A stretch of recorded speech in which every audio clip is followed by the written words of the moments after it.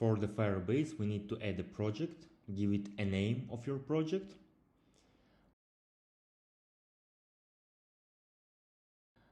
Enable Google Analytics. And we need to select an account. If you don't have this kind of accounts, you can easily create your own. For us, we're gonna use our default ones. And right now we need to set up our applications. We need to give it a bundle name in a settings app details package name. So it must start with com dot the name of your company dot and the name of an app. This is a default naming of packages.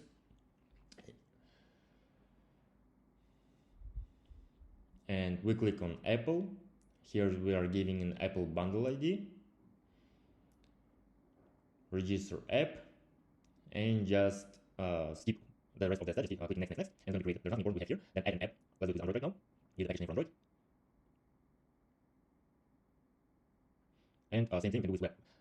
Just give the random name for the nickname, create a new site. Here you can give your own domain name of your app. If it's your admin panel or anything, you can do it. Right now we are giving access to Flutter Flow to your Firebase account. So just write the email firebase@flutterflow.io and give it a role as an editor.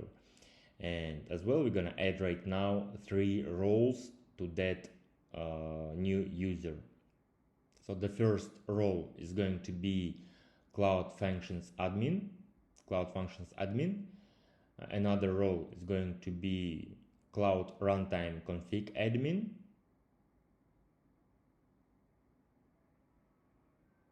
And the last role is going to be Service Account User, and save it.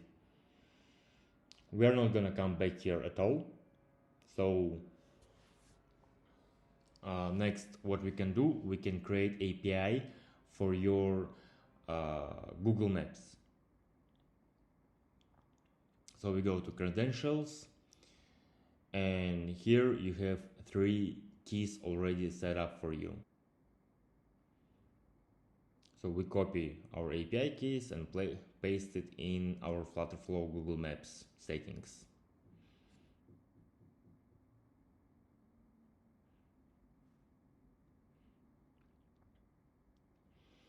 Right now open the build one, choose the Firestore, and we need to create a database. You can choose production mode or test mode, whatever you like. Right now you need to find the closest database for yourself. For me it is Central 2, Europe Central 2.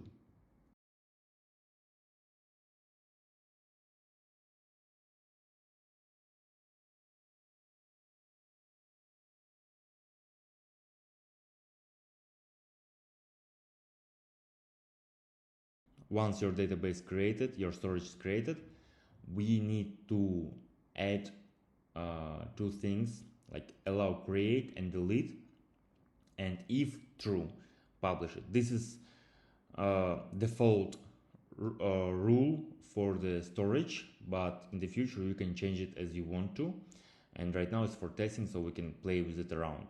Then we go to engage and messaging, where we need to set up our push notifications. So we choose Firebase notification campaign, and we just skip it, save as a draft. And now our messaging push notifications are set up. Also, we need to turn on the dynamic links. Here we have a domain already set up for you. We just turn it on, that's it. And authentication. In the authentication, you can choose different types of authentications. We're going to choose only email and password.